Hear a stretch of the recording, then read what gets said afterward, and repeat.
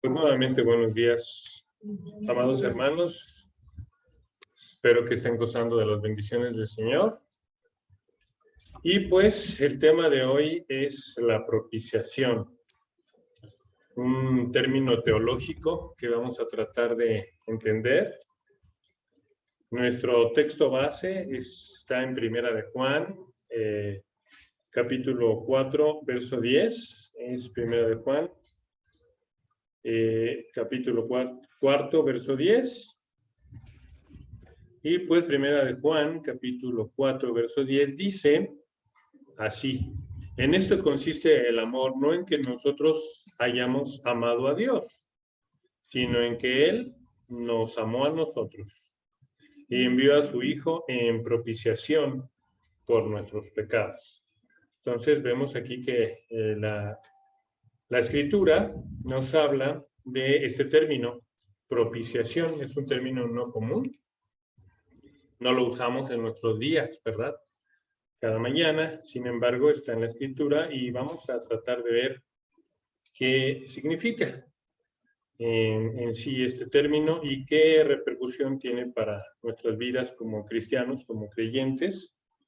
Primeramente, como introducción, diremos que pues sabemos que estamos muy cerca ya en esta Semana Santa que está por iniciarse. Así se le conoce, Semana Santa. Sabemos que Cristo hace 2000 años murió por su iglesia. Pero, ¿qué significa? ¿Por qué tuvo que morir Cristo? ¿Qué significado tiene para nosotros en nuestras vidas? ¿Y por qué es el hecho más trascendental, el hecho más importante para nosotros los seres humanos, este sacrificio de Jesucristo en la cruz, ¿no? Ahí vemos que en esta cruz donde muere la humanidad de Cristo, se besan la misericordia y la justicia de Dios, ¿no? En esa cruz donde nuestro Dios, Cristo, muere, se encuentra la justicia perfecta de Dios cumplida. Ahorita vamos a ver por qué, ¿no? Como si Cristo hubiera cometido algún pecado y tuviera que pagar por ello, pero sin embargo no es así. ¿Por qué está muriendo Cristo? Y también porque ese hecho es el más trascendental de toda la vida, ¿no? Lo más importante que ha ocurrido en la historia del planeta es ese suceso que ocurrió hace 2000 años con la muerte de Cristo. Si nosotros buscamos en un diccionario enciclopédico de la Biblia y teología, vamos a ver que la palabra propiciación significa cubrir o pagar, ¿no? Tengamos este concepto en mente. Recordemos que significa cubrir o pagar propiciación. Y también nos dice el diccionario que la acción de pagar una ofensa del pecado a Dios es satisfecha a través de esto, para que su santidad, su justicia se pueda satisfacer y entonces pueda perdonar el pecado, ¿no? Eso también es lo que nos dice el diccionario. Y nosotros sabemos que en el Antiguo Testamento había sacrificios de animales. Había sacrificios de animales que eran un símbolo de lo que iba a realizar realmente nuestro Señor Jesucristo en su venida, ¿no? Uno puede decir, bueno, ¿y cómo es posible que se sacrificaran animales? No sé, hoy en día vemos que la sociedad está muy volcada hacia el cuidado de los animales, hacia la ecología, por ejemplo, y dicen, no, los animalitos, los gatitos, ¿no? Los perritos, no los maltraten, no los dañen, ¿no? O sea, ¿cómo es posible que a un gatito lo puedan maltratar, ¿no? O sea, hoy en día los animales domésticos, pues son así como muy importantes, ¿no? Más importante incluso que los seres humanos. Se les cuida demasiado a los animalitos, ¿no? Entonces, si escuchamos que en el Antiguo Testamento se sacrificaban animales, podemos decir, ay, qué horrible, ¿no? Qué horrible esta situación. Sin embargo, efectivamente sí se sacrificaban estos animales con un propósito, y lo vamos a ir viendo, pero sí quisiera aclarar antes que los animales no tienen alma. Los animales viven no conforme a una conciencia, ellos no saben lo que está bien o lo que está mal. Los animales actúan instintivamente. Y también lo dice la Biblia, que el ser humano incluso se vuelve como animal, ¿no? Volcado en sus instintos nada más, sin poder discernir lo que es correcto, lo que está bien, lo que está mal, ¿no? Entonces, vamos, pero por ejemplo, hoy en día sí vemos que se ve mucho mejor incluso el aborto, ¿no? O sea, el aborto que sí es mucho más grave, en donde la sociedad dice, bueno, es mi cuerpo, o la mujer dice es mi cuerpo, y yo decido sobre mi cuerpo, ¿no? Y si yo quiero abortar, aborto. Sin embargo, no se dan cuenta que lo que está ahí adentro no es su cuerpo, es otro ser humano que desde que es embrión, desde que está formado, ya tiene todas las características para esa alma que exista dentro de él, ¿no? Ese bebé, ese embrión, va a formarse, está falta desarrollarse para que entonces sea un ser humano pues completo, pero ya inició, ¿no? Entonces, la sociedad del día de hoy sí lo ve como más permitido, ¿no? El aborto, en donde sí es mucho más grave porque si hay un alma de por medio, es un ser humano, ¿verdad? Que tiene alma. Y sí, los animales no los toquen cuando los animales no tienen alma, ¿no? Entonces digo, esto más que nada, pues porque en la sociedad vemos cosas y es interesante tener, o es importante tener, una concepción correcta de las cosas, dimensionarlas correctamente, ¿no? Poder ver que no es lo mismo un animal que un ser humano, ¿no? Si no, imagínense cuántos pececitos, cuántos pollos, cuántas gallinas, cuántos habremos hecho mal por comérnoslo, ¿no? Entonces, eso para darle un enfoque correcto a lo que vamos a ver. Entonces, esto como introducción, ¿verdad? Muy bien, bueno, pues vemos que hace 3.600 años el pueblo judío estaba esclavizado en Egipto. Y fueron esclavos de los egipcios durante 400 años. Sin embargo, Dios iba a hacer algo por salvar a ese pueblo de la esclavitud, ¿no? En ese tiempo, pues, elige a Moisés para que él sea como su emisario y pueda hablar con el faraón y demandar, pedir que el Dios, el creador de todas las cosas, pedía que el faraón dejara en libertad a su pueblo, al pueblo judío, ¿no? Vamos a ver en la palabra Éxodo 7:16 para recordar este evento. Dice, Jehová, el Dios de los hebreos, me ha enviado a ti. Está hablando Moisés, diciendo, deja ir a mi pueblo para que me sirva en el desierto, ¿no? Entonces Dios está buscando esa libertad de Egipto. Hemos de declarar que Egipto pues era una sociedad corrompida, ¿no? En donde existía la idolatría, en donde se adoraban a dioses con D minúscula, que realmente no eran el único Dios verdadero, ¿no?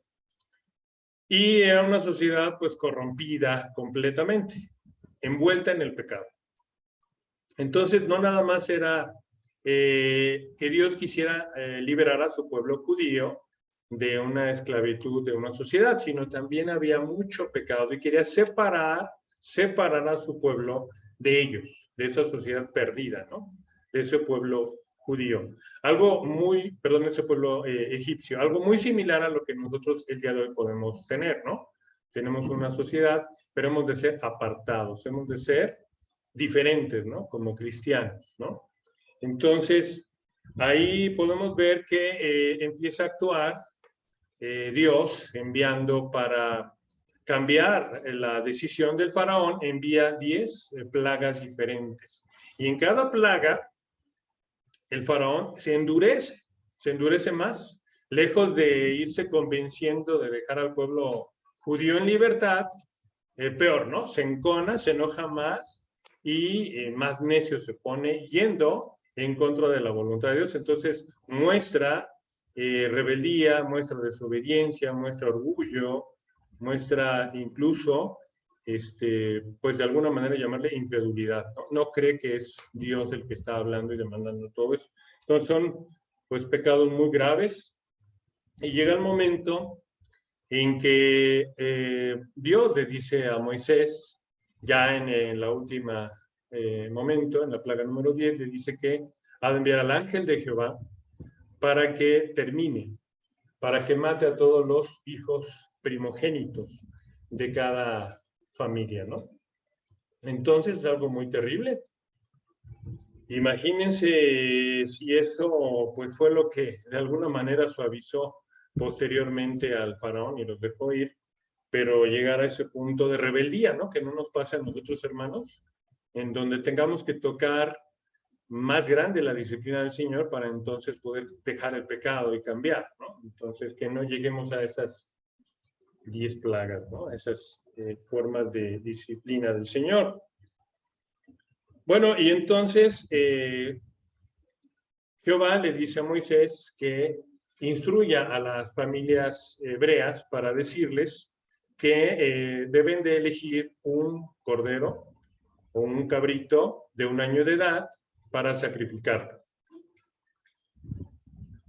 Y después que la sangre de ese cabrito, de ese cordero, la puedan poner alrededor de las puertas de sus casas, ¿no?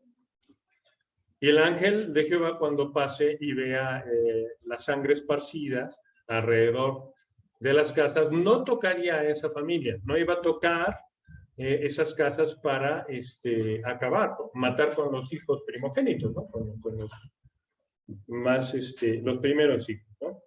Entonces vemos que Dios justamente le dice a Moisés que instruyó al pueblo para que esto sea recordado perpetuamente, ¿no? Siempre pueda recordar este sacrificio que hizo por ellos, en donde les da la libertad, ¿no?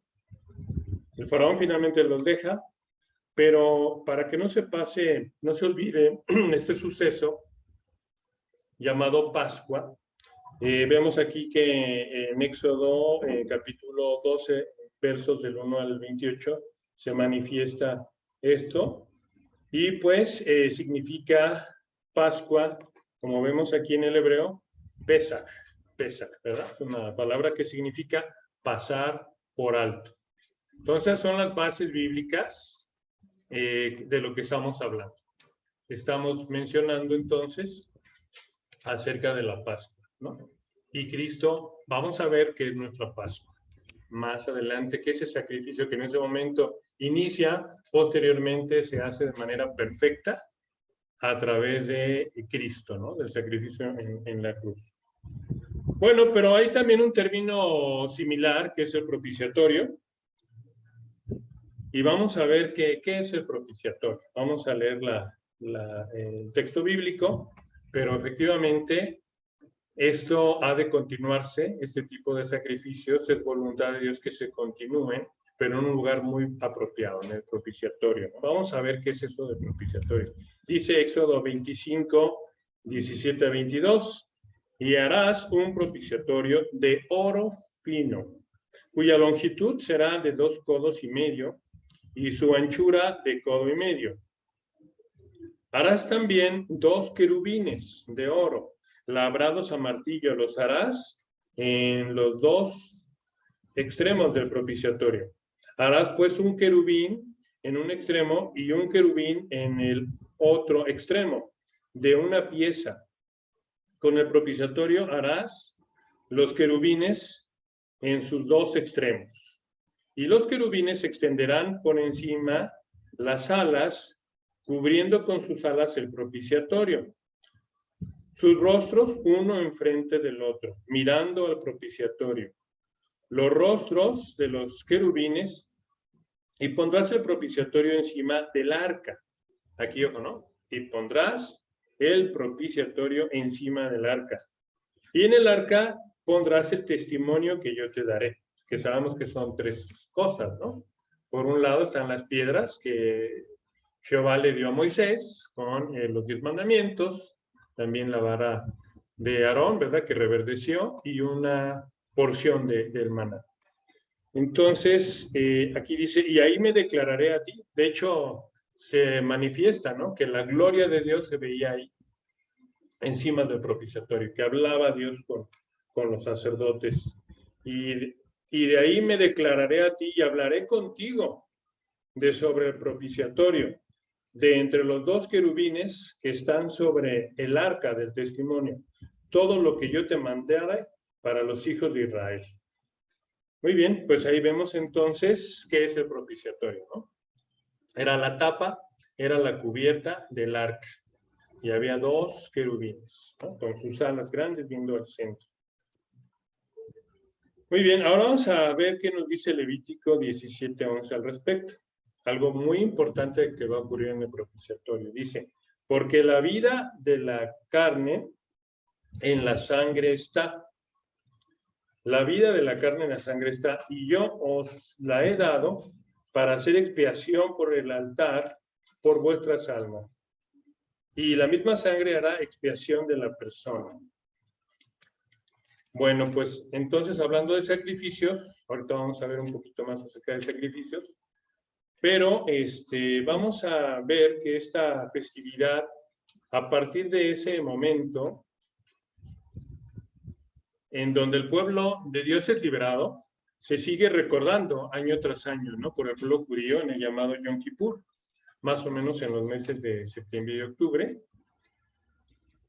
Vamos a ver que el sumo sacerdote entraba al lugar santísimo dentro del tabernáculo, y ahí se dirigía al arca del testimonio, al arca del pacto, también hecha de 2 elementos, ¿no?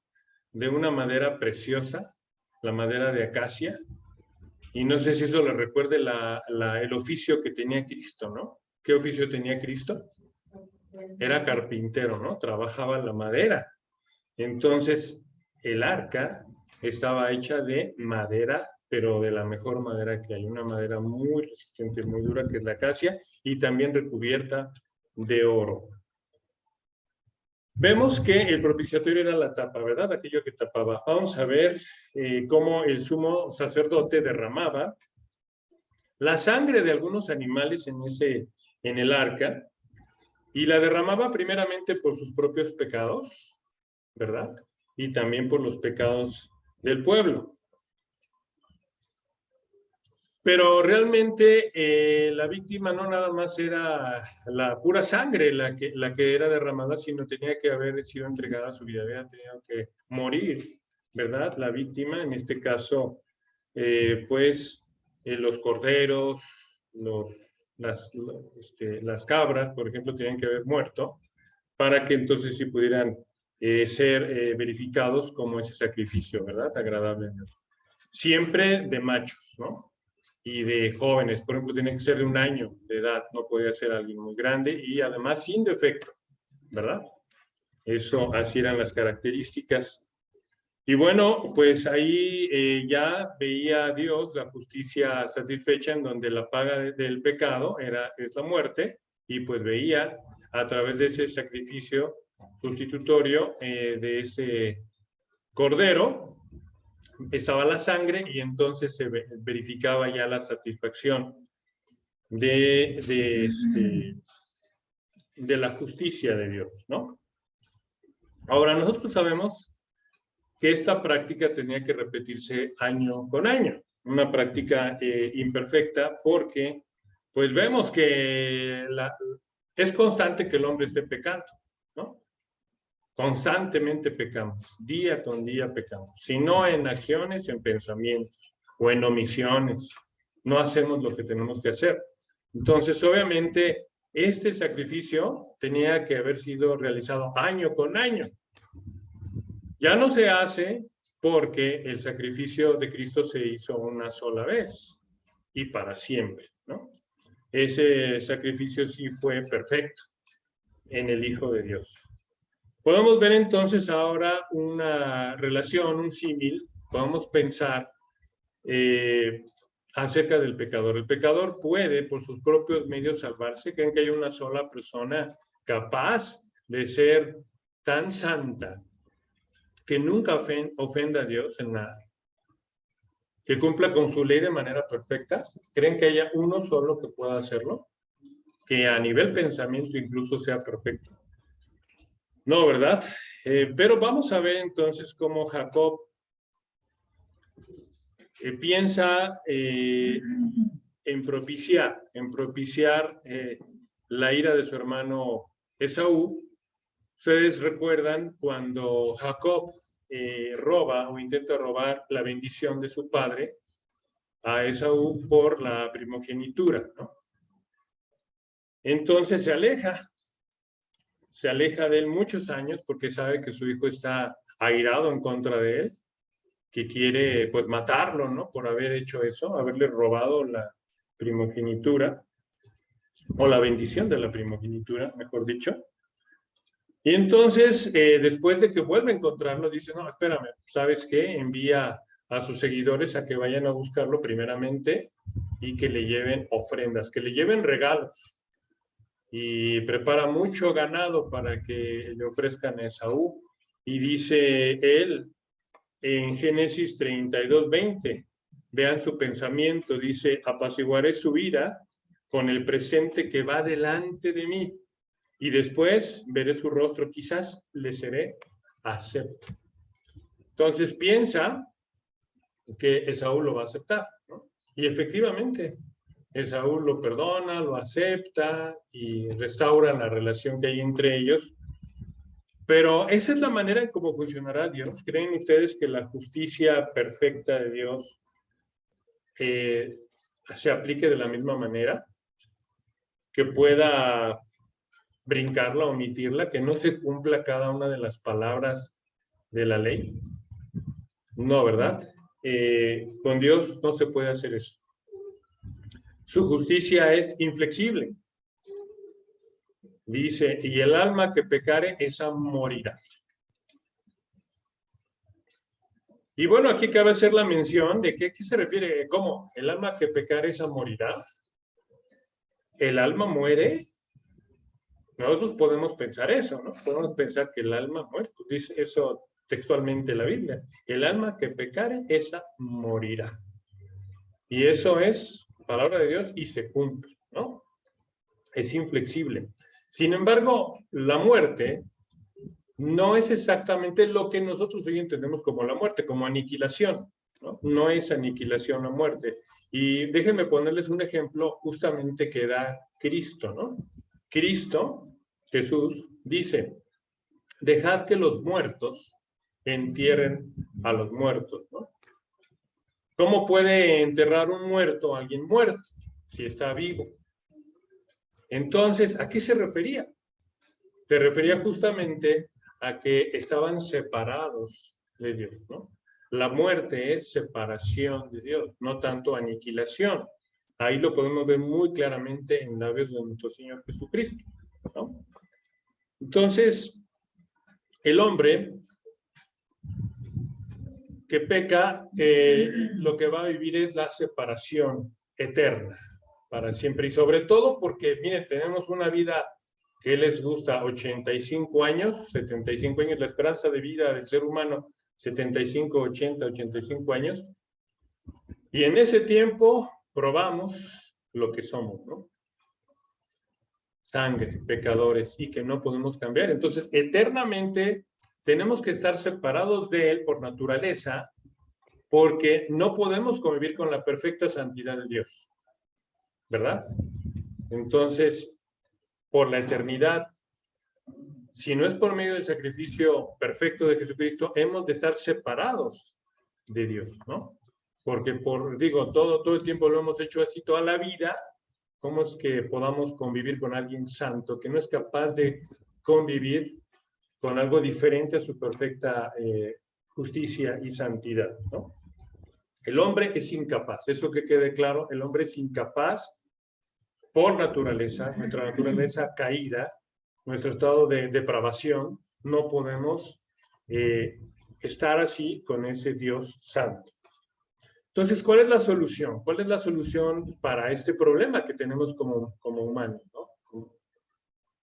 Como seres humanos? ¿Cómo podemos estar cerca de la presencia de Dios? Y bueno, pues esa solución la da Dios mismo. Y entramos al siguiente tema, en el cual ya aparece Cristo en la cruz. Nosotros podemos ver cómo fue la pasión de Cristo, cómo tuvo que padecer, no solamente en los últimos días de su vida, sino toda su vida tuvo que padecer, ser atacado por el enemigo, ser atacado por los hombres, y sin embargo tuvo una vida perfecta, ¿no? Se le conoce como Jesús el justo, el que no conoció pecado, siempre vivió una vida perfecta. Dice Pablo en Hebreos 9:28, así también Cristo fue ofrecido una sola vez para llevar los pecados de muchos y aparecerá por segunda vez sin relación con el pecado para salvar a los que esperan, a los que le esperan. También Pablo nos dice en Romanos 3:25, a quien Dios puso como propiciación por medio de la fe en su sangre para manifestar su justicia a causa de haber pasado por alto en su paciencia los pecados pasados. Bueno, y aquí podemos ver que hay algo diferente en la religión cristiana o en la fe cristiana con las demás religiones del mundo.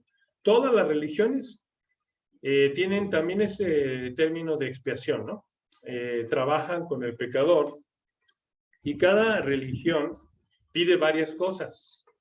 Directamente al creyente de su religión le pide directamente para ser expiados sus faltas, sus pecados, varias cosas. Pueden ser que tengan que compensar, ¿no? Tengan que hacer reparaciones, tengan que hacer obras, tengan que ser rituales, hasta autohumillarse, ¿no?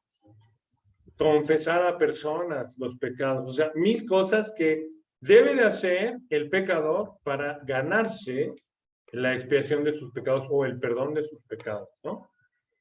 Y algo bien diferente es nuestra fe en Cristo, algo bien distinto, en la cual realmente el hombre no hace absolutamente nada por su salvación, porque no es capaz de lograr.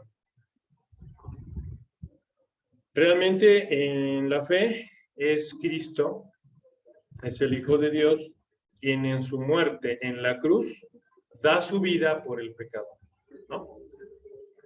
Esa es la gran diferencia, en donde en nuestra fe el que hace la obra es Cristo, no nosotros, para nada.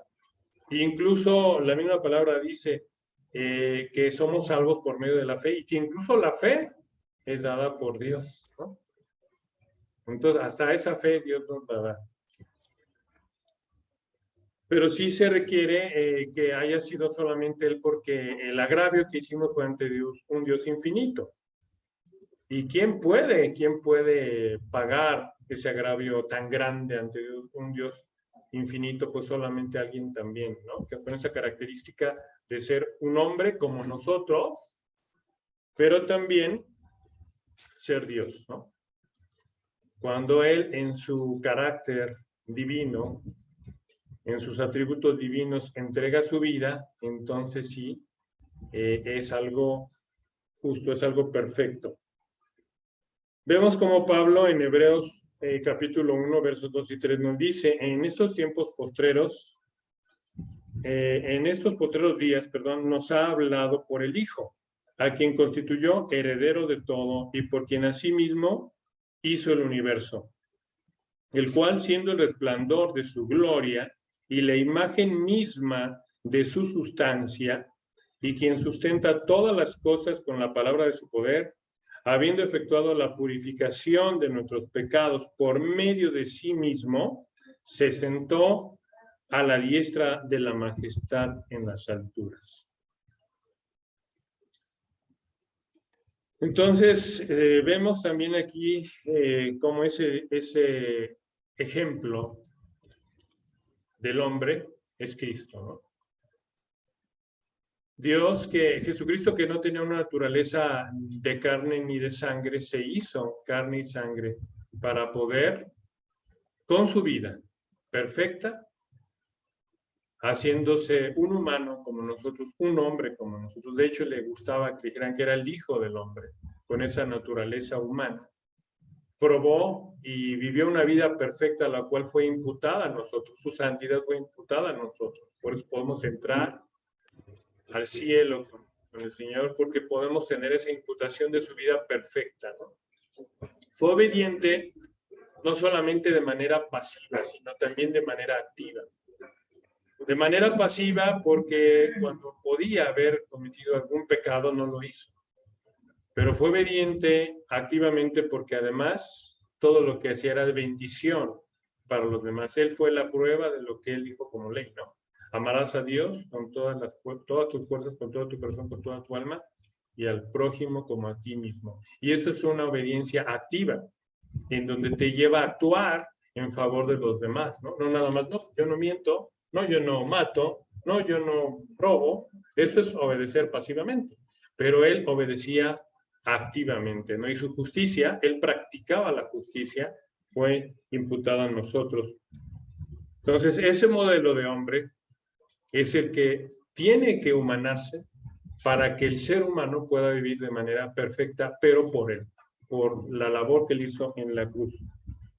Pablo en Hebreos 2:9 nos dice, pero vemos que aquel que fue hecho un poco menor que los ángeles, se hizo hombre, a Jesús, coronado en gloria y de honra a causa del padecimiento de la muerte, para que por la gracia de Dios gustase la muerte por todos. Ya me está ganando el tiempo. Bueno, vamos a continuar ahora viendo que solamente este sacrificio es para los que creen en él, ¿verdad? Aunque está disponible para todo el mundo, es aplicado solamente para los que creen en él, y eso lo dice la palabra de Dios. Pablo nos dice en Hebreos 2:14, así que por cuanto todos participaron de la carne y sangre, él también participó de lo mismo, se humanó, ¿no? Siendo un ser espiritual, se humanó, para destruir por medio de la muerte al que tenía el imperio de la muerte. Esto es el diablo, ¿verdad? Tuvo que morir por nosotros para que nosotros no muriéramos. Ya aclaramos lo que significa muerte, ¿no? Separación de Dios, no aniquilación. Es algo bien importante aclarar este término, porque muchas iglesias, entre comillas, afirman que la muerte es aniquilación, ¿no? Y no es correcta esa interpretación que dan de las escrituras. Ya analizamos un punto de los porqués, ¿no? Pablo dice en 2 Corintios 5:21, al que no conoció pecado, por nosotros lo hizo pecado, para que nosotros fuéramos hechos justicia de Dios en él. También Pedro, en su primera epístola, capítulo 2, versículos 22 a 24, dice, el cual no hizo pecado, ni se halló engaño en su boca, quien cuando le maldecían, no respondía con maldición. Cuando padecía, no amenazaba, sino encomendaba la causa al que juzga justamente. Incluso cuando lo estaban en la cruz, ¿verdad? Matando, dice, perdónalo, porque no saben lo que hacen. Qué perfecta vida espiritual tenía, ¿no? Misericordia hasta en el último momento. Quien llevó él mismo nuestros pecados en su cuerpo sobre el madero, para que nosotros, estando muertos a los pecados, vivamos a la justicia, y por cuya herida fuisteis sanados. Amén, ¿verdad? Ahora, aquí viene una pregunta. La sangre de Jesús, ¿qué significa? ¿Hubiera bastado que Jesús derramara una gota de su sangre para salvarnos? ¿Era necesario que muriera? ¿Podría ser una raspada nada más por nosotros, una gota de sangre suficiente para que, digo, es la sangre de Jesús, para que fuésemos salvos? ¿Qué opinan? ¿Qué piensan? ¿Era necesario que él muriera? ¿Mándame? Es casi...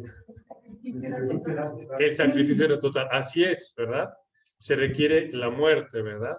Entonces, la sangre en realidad está hablando de la muerte de Cristo. Era necesario, como dice mi hermano Joel, que el sacrificio fuera completo, total, ¿verdad? Que diera su vida por nosotros, porque eso demandaba la ley, ¿no? Aquel que, el alma que pecare, esa morirá, ¿no? Y era necesario que él muriera corporalmente por nosotros, pagando con ese sacrificio por los pecados de nosotros, ¿no? Entonces, sí, no era nada más la sangre, ¿no? Es la vida que entregó por nosotros el Señor, ¿no? Y lo vemos en Levítico 17:11, dice, porque la vida de la carne en la sangre está, la vida en la sangre está, y yo os la he dado para hacer expiación sobre el altar por vuestras almas, y la misma sangre hará expiación por la persona, ¿no? Muy bien, pues entonces vemos que justamente a través de ese sacrificio en la cruz se ve satisfecha la justicia de Dios y mitiga la ira que tiene Dios en contra del pecador, ¿no? Está, el alcance es para, pues, millones de personas en todos sus pecados, tanto pasados, presentes como futuros. Ya no se requiere un sacrificio perpetuo, ¿no? De animales, sino una sola vez, hace 2000 años se hizo ese sacrificio y es suficiente. Y otra vez vemos ese texto del día de hoy, nuestro texto base que dice 1 de Juan 4:10, en esto consiste el amor. No en que nosotros hayamos amado a Dios, sino que en Él no, sino en que Él nos amó a nosotros y envió a su Hijo en propiciación por nuestros pecados, ¿no? Ya nos queda más claro el término propiciación, ¿verdad? Muy bien, ahora como último punto es realmente esta aplicación universal, porque también las iglesias dicen, algunas iglesias dicen, que Dios murió por todos los hombres y que ya todos los hombres, todos son salvos. Vamos a ver qué dice Juan. Primero de Juan 2:2 dice, y Él es la propiciación por nuestros pecados, y no solamente por los nuestros, sino también por los de todo el mundo. De manera similar, Juan el Bautista afirma, el siguiente día vio Juan el Bautista a Jesús, que venía a él y dijo, he aquí el Cordero de Dios que quita el pecado del mundo. Parecería entonces que es para todos, ¿no? Parecería que sería universal, para todos los hombres. Pero Juan mismo aclara en el capítulo 3, verso 16, dice, porque de tal manera amó Dios al mundo que ha dado a su Hijo unigénito, para que todo aquel que en él cree no se pierda, mas tenga vida eterna. Y además de eso, el apóstol Lucas dice en el capítulo 5, verso 32, dice, no he venido a llamar a justos, sino a pecadores al arrepentimiento. Entonces aquí vemos dos condiciones. Realmente el pecado fue el problema. Y a él no le agrada que pequemos. El problema es el pecado, lo que nos separa de Dios es el pecado. Entonces necesariamente tenemos que volvernos atrás, ¿verdad? Arrepentirnos de ellos. Entonces sí es algo que puede estar con un alcance universal, pero que no es inclusivo. Un término que usamos, ¿no? Ser inclusivos. No, es exclusivo. Porque solamente aquellos que han creído en el Evangelio, que tienen fe en él y que se han arrepentido, que han creído en el sacrificio de Cristo y lo han apropiado para sí, son los que, para ellos, ese sacrificio, ¿no? De expiación, de propiciación. ¿Y qué pasa con los que lo rechazan? Automáticamente, ¿verdad? Están atrayendo condenación para sí mismos. La actitud agradable a Dios, como nosotros, como pecadores, es la misma que tuvo el publicano. Vamos a ver en Lucas 18:13 dice, mas el publicano, estando lejos, no quería ni alzar los ojos al cielo, sino que golpeaba el pecho diciendo, Dios, sé propicio a mí, pecador. Realmente él veía con sinceridad la gran necesidad que tenía en su vida de salvación, ¿no? Una gran necesidad y se daba también cuenta de la verdad de que él era un pecador, que no merecía nada. He escuchado incluso pastores que dicen, ni siquiera nosotros, ¿no? Porque seamos pastores ya vivimos en santidad perfecta, ¿no? Tenemos que ir también a postrarnos en los pies de Cristo clamando misericordia. Pues algo muy fuerte, ¿no? Es algo, porque medirnos con la perfecta santidad de Dios, y ese es el estándar, pues ¿quién es digno? Solamente Jesús, ¿no? En su justicia, en su obediencia pasiva y activa.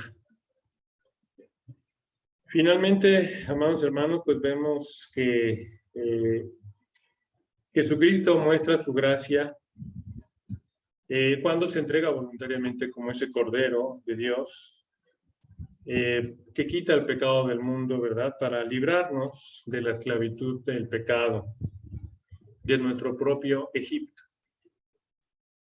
Él muere, ¿verdad? Derrama su sangre sobre la cruz y como dice el profeta Isaías en el capítulo 53, versos 4 y 5, ciertamente llevó él nuestras enfermedades y sufrió nuestros dolores y nosotros le tuvimos por azotado, por herido de Dios y abatido, mas él herido fue por nuestras rebeliones, molido por nuestros pecados, el castigo de nuestra paz fue sobre de él y por su llaga fuimos nosotros curados. Yo a propósito no quise tocar este tema porque es un tema bien difícil. La pasión de Cristo es un tema, a lo mejor nuestro pastor ahorita lo toca, pero si yo lo hubiera tocado, quién sabe que hubiera, seguro lloro, ¿no? Pero sí lo menciono porque no solamente fue los últimos momentos de su vida, sino toda su vida de sacrificio y de santidad perfecta. Cristo en nuestra Pascua. Vemos en 1 Corintios 5, 7, 8 lo que Pablo nos dice. Limpiaos pues de la vieja levadura, para que seáis nueva masa, sin levadura como sois. Porque nuestra Pascua, que es Cristo, ya fue sacrificada por nosotros. Así que celebremos la fiesta, no con la vieja levadura, ni con la levadura de malicia y de maldad, sino con panes sin levadura, de sinceridad y de verdad. Amén.